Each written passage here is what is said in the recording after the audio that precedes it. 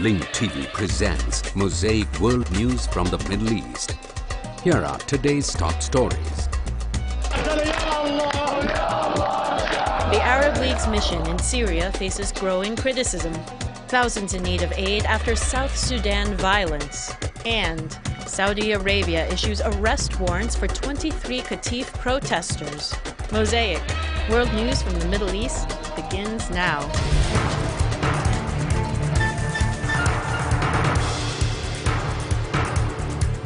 The Syrian opposition has criticized the work of the Arab observers and called for internationalizing the Syrian crisis. Once again, a war of words erupts between the spokespeople for the Syrian Foreign Ministry and the U.S. State Department, which is closely watching the Syrian scene. U.S. State Department spokeswoman Victoria Nuland said on Tuesday that she has serious concerns and does not believe that Damascus is ready to implement the provisions of the peace agreement backed by the Arab League. The spokesman for the Syrian Foreign Ministry, Jihad al-Maqdisi, responded by describing Nuland's accusations as false and harmful to the Arab League's mission that Nuland claims to support. He added that the accusations are a blatant interference in the heart of the Arab League's work and the sovereignty of its member states. Al-Maqdisi said in his statement that Nuland's statements are a deliberate and unjustified attempt to internationalize the situation in Syria and an anticipatory stance that harms the performance of the Arab monitors before issuing their preliminary report. He added that, quote, Syria is not interested in presenting an account on compliance or non-compliance with a protocol to the U.S., which is not a party to the protocol in the first place, but a party in inflaming and instigating violence. At a press conference in Cairo, the Syrian opposition called for internationalizing the Syrian crisis and criticized the observers' work.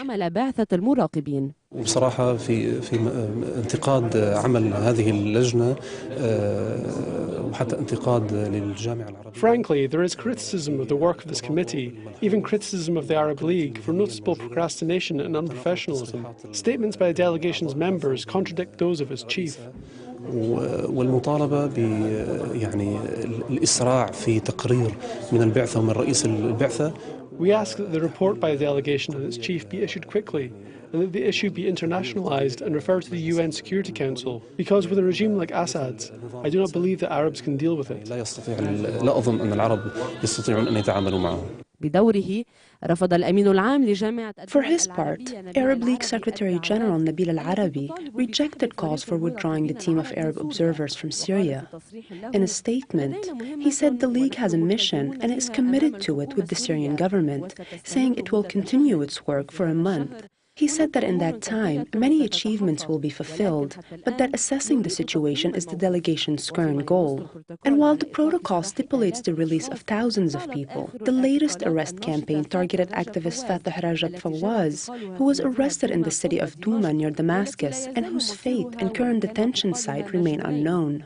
Her situation parallels that of Syrian blogger and high school student in Homs, Tal Khalid al-Mallouhi, who was arrested by the state security apparatus on December 27, 2009, for discussing political issues on her blog.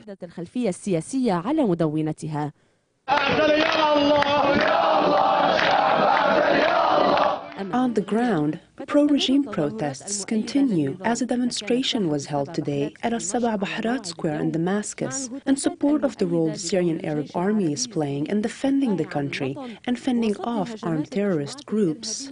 On the other hand, demonstrations in Idlib, Ain al-Hasaka, and the neighborhood of Al-Khalidiyya and Homs called for the downfall of the regime.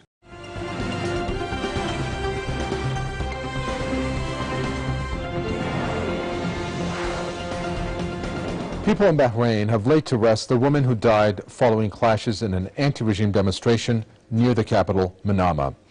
55-year-old Fakhriya Jassim lost her life after inhaling tear gas fired by regime forces. Bahrain has been gripped by demonstrations since February of last year.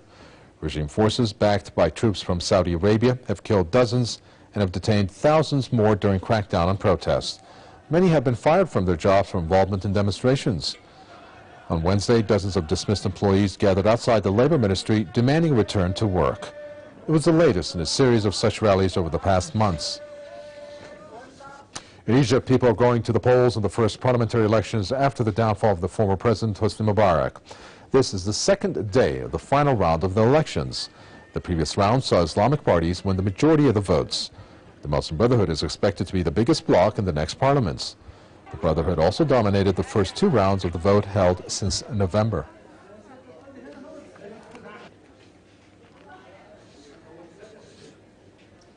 I feel that this election honored us, and we should consolidate to boost our life. The elections come against a backdrop of public anger over the ruling junta's insistence to hang on to power. The junta is under growing pressure to hand over power to a civilian government. The UN has expressed concern about conditions of thousands of South Sudanese who have fled tribal violence in Jonglei State. A statement by the UN humanitarian coordinator has called for an emergency aid, saying refugees remain without food and shelter. According to a UN estimate, up to 50,000 people have fled to a remote border area. This after clashes between rival tribes over cattle raids in the town of Pibor. Gunmen set ablaze huts and looted a charitable hospital. Days of fighting have claimed hundreds of lives, mostly women and children. UN officials say over 1,000 people have been killed in recent violence. The government has sent army and UN forces to stabilize the region. South Sudan gained independence in July of last year under a 2005 peace deal with Khartoum. Staying in Africa, protests across Nigerian cities have continued against the removal of a gasoline subsidy by Abuja. Press TV correspondent Danjuma Abdullahi has more.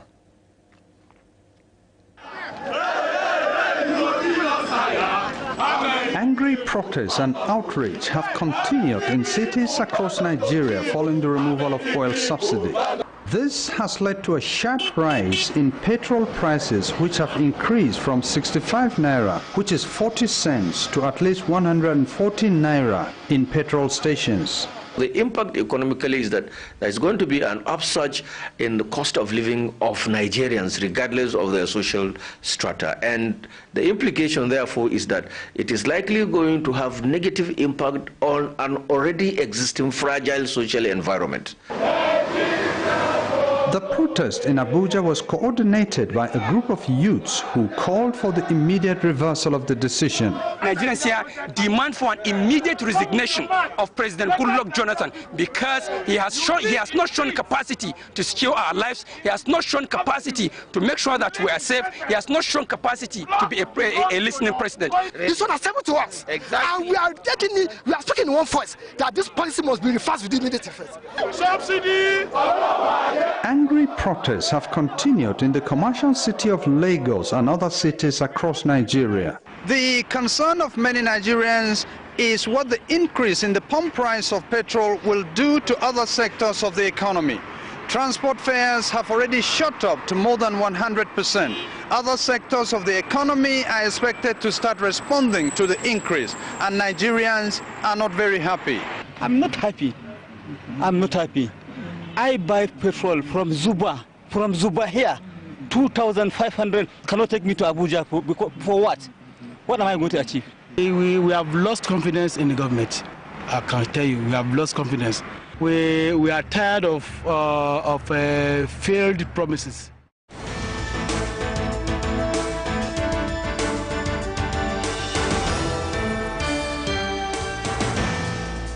The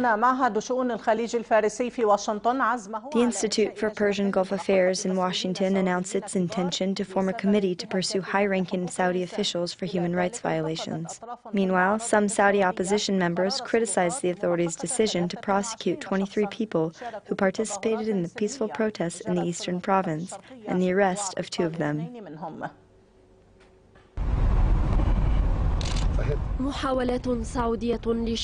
These are Saudi attempts to go back in time to the period before protesters took to the streets of the eastern province. But it seems the authorities' attempts are counterproductive and fueling more demonstrations. In the latest episode of the Saudi series aimed at breaking down any popular mobilization, the Interior Ministry issued arrest warrants for 23 people accused of what it described as riots in the eastern province. The authorities then quickly arrested individuals, saying they are wanted. As official sources said, 3 others turned themselves in. However, the Saudi opposition is saying it won't stand idly by, as the coalition of the Free Youth of Qatif called for a massive demonstration on Friday in Al-Qatif under the banner "The Earthquake of the Free." The coalition confirmed the mobilization is ongoing and will not be stopped by arrests. It described the Interior Ministry's accusations as unjust and as false fabrications.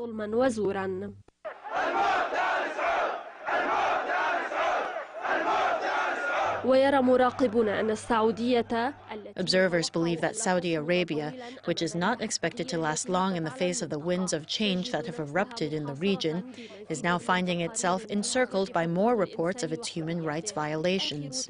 The latest was announced by the Institute for Persian Gulf Affairs in Washington.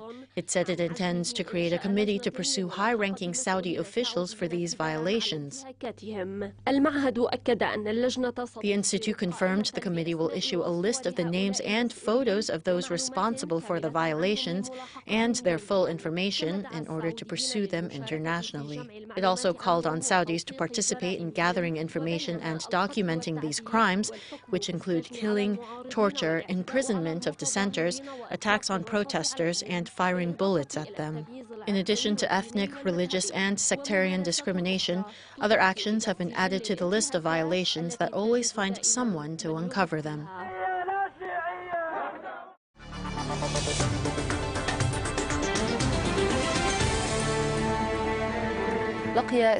Two Muslims of Hui descent were killed in clashes with security forces in Ningxia province in northern China. This came as a result of the security forces' continued attempts to demolish a mosque that was renovated by Muslim residents who say they suffer organized persecution by the Chinese government.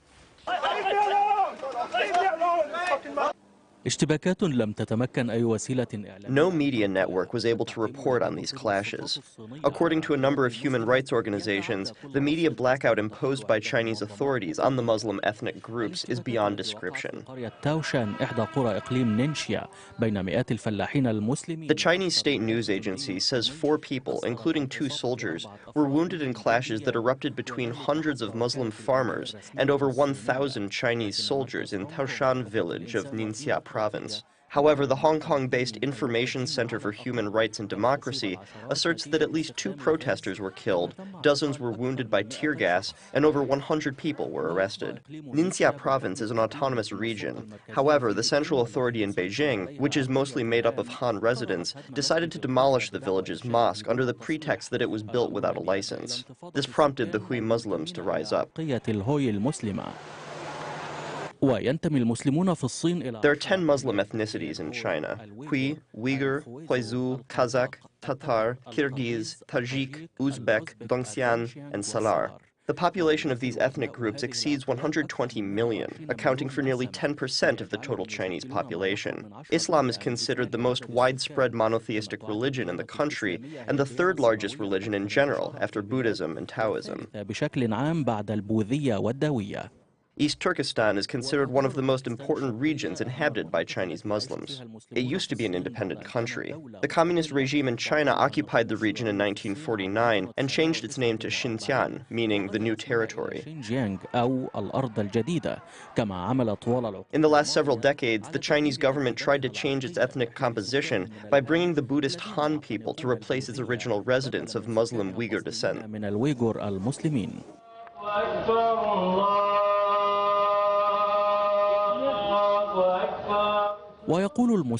Muslims in China say they are suffering severe persecution in a country that is essentially established on the rejection of religion. This allegation is supported by thousands of human rights organizations and groups throughout the world.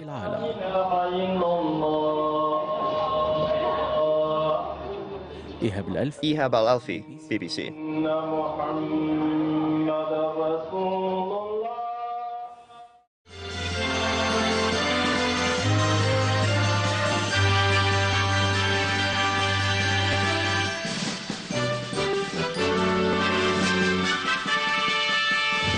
The Iraqi Interior Ministry broadcast confessions of a 21-member terrorist group affiliated with the so-called Tariqa Naqshbandiya. The group admitted to carrying out more than 300 terrorist attacks. Over 300 terrorist attacks, including 191 assassinations, were carried out by a 21-member terrorist group affiliated with the so-called Tariqa Naqshbandiya army. All of the suspects, including the group's emir, Abed Khalik Abed Sattar al-Samarai, served as commanders of the brigades. The group operated under the command of fugitive Izzat al-Duri, who disappeared in 1998. تم تنصيبي في عام 2008 بمنصب آمر فوج بغداد من قبل By the order of Izzat al-Duri, I was appointed in 2008 by Sheikh Abdul Rahman Naqshbandi as the commander of Baghdad. مهامها نصب العبوات ضد القوات الحكومية من الجيش والشرطة والجزائر. The group was instructed to plant bombs, attack government forces, including the army, police, and security agencies, launch rocket attacks on the Green Zone, in addition to carrying out assassinations, as instructed by Sheikh Abdul Rahman and his deputy Qasim al-Azawi from the Baghdad Command Center.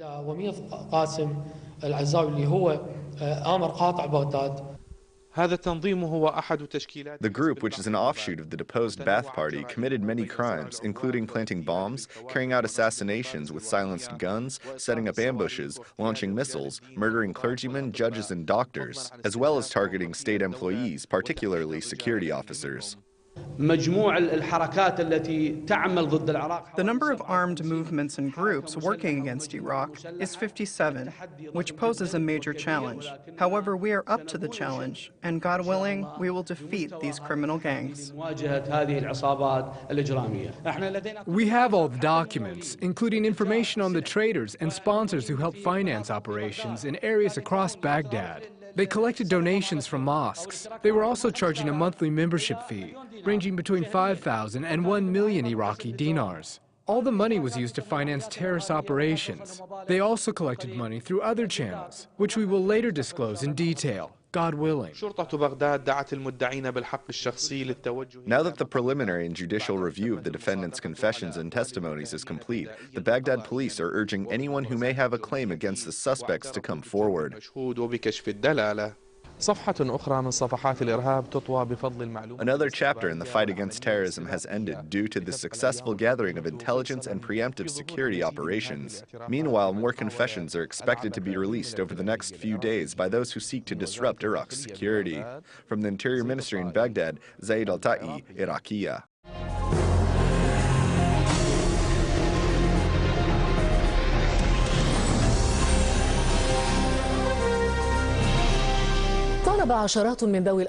Dozens of family members of Jordanian prisoners detained by the Israeli occupation requested that the Egyptian government include Jordanian prisoners in any deal with Israel to exchange Egyptian detainees for Israeli spies in Cairo's custody. This came during a sit-in organized by the prisoners' families in front of the headquarters of the Egyptian embassy in Amman. During the sit-in, the protesters accused the Jordanian government of failing to work for the release of prisoners. The number of Jordanian prisoners held by Israel is estimated at 27.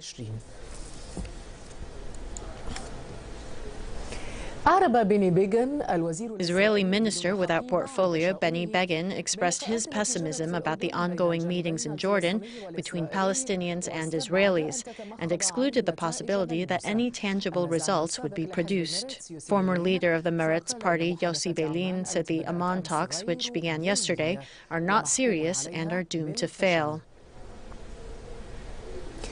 The Interior Ministry of the ousted Palestinian government in the Gaza Strip conducted broad trainings to test the readiness of its civil defense forces and security institutions in anticipation of an Israeli escalation. These trainings coincided with maneuvers by the Israeli Air Force and Navy in Gaza's sea and airspace.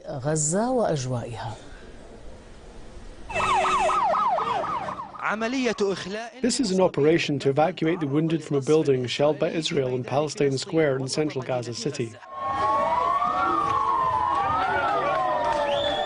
The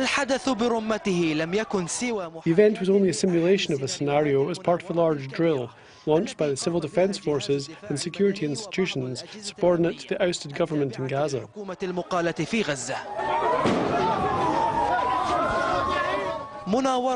This drill was meant to test the forces' capabilities and to prepare them in case of an emergency. The training demonstrated the major capabilities of the participating security forces to mobilize. Organisers say this capability is evidence of the forces' victory over their weaknesses resulting from the siege. We have fire trucks manufactured in 1988 or 1989. Nearly 50% of emergency vehicles have been destroyed in the war imposed on us in the Gaza Strip. Despite this, we are a people who will not break down and will live with dignity and pride, as we are proud Gazans.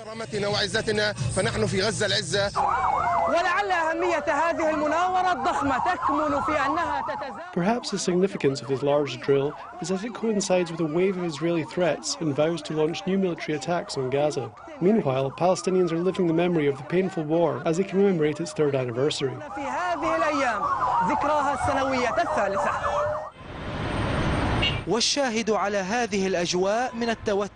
The proof of this tense atmosphere is the Israeli Army's Air Force and Navy drills in Gaza's sea and airspace. This coincided with the Palestinian drill in the Gaza Strip. We believe these threats at this time prove the Zionist enemy's psychological status and confusion due to the victories achieved by the resistance.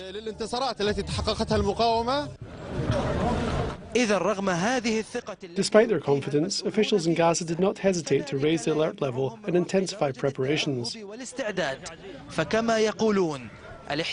As they say, the occupation, for its part, cannot be trusted in any case. Tamir Mishal, Al Jazeera, Gaza, Palestine.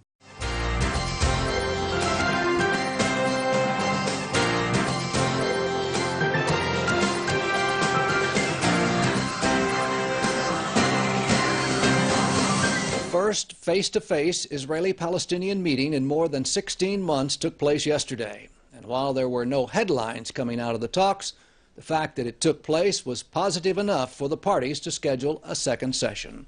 Here with the diplomatic details, IBA's Ellie Wogelander. Ellie, I guess, is this a case of something's better than nothing? It's something. It's movement more than, it's motion more than movement, but it wasn't much in the way of substance. But just sitting to get down together was encouraging enough for all the parties to call for a second meeting this Friday.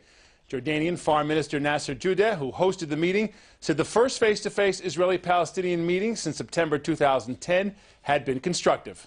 The atmosphere was extremely positive today, and we have committed to continue with these discussions. These are all exploratory meetings that aim at arriving at the conducive environment that is needed to launch serious negotiations on all final status issues. I think the point of reference that we're all agreed on is the Quartet statement of 23 September, with the timelines that are associated with that statement.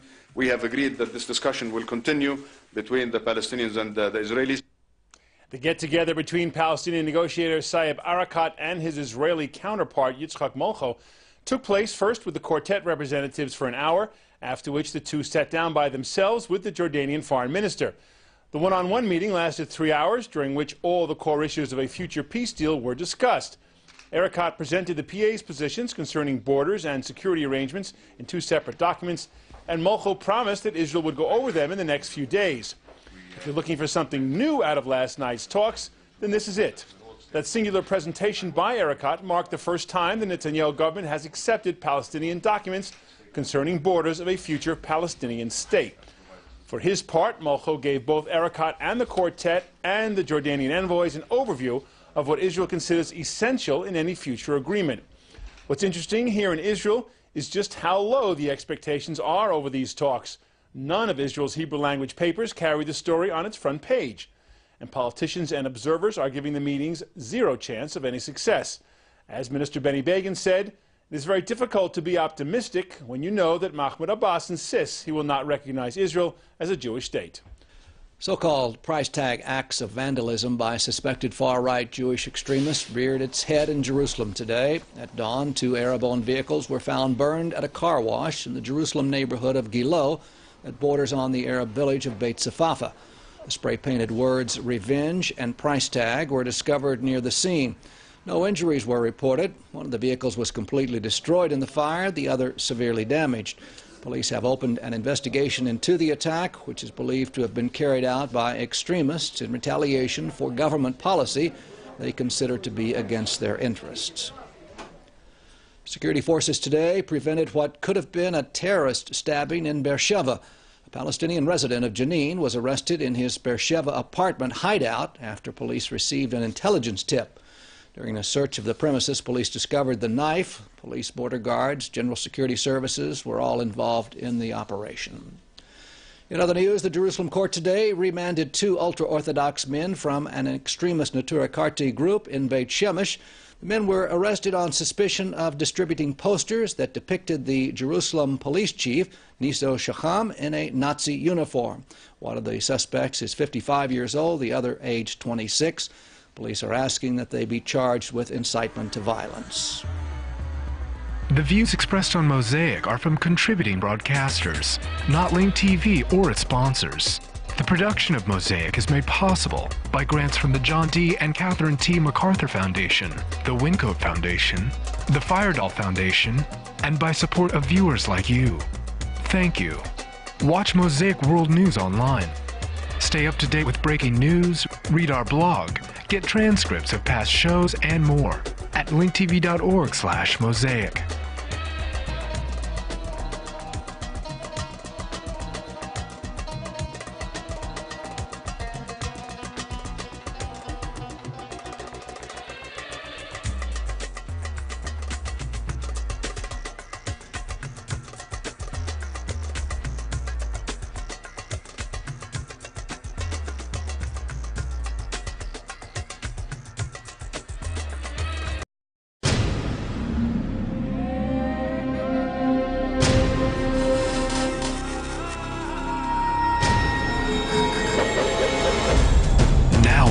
Airwaves, a global channel of uncompromising stories, world news, documentaries, entertainment, and culture. Link TV, connecting you to the world. For more information, visit linktv.org.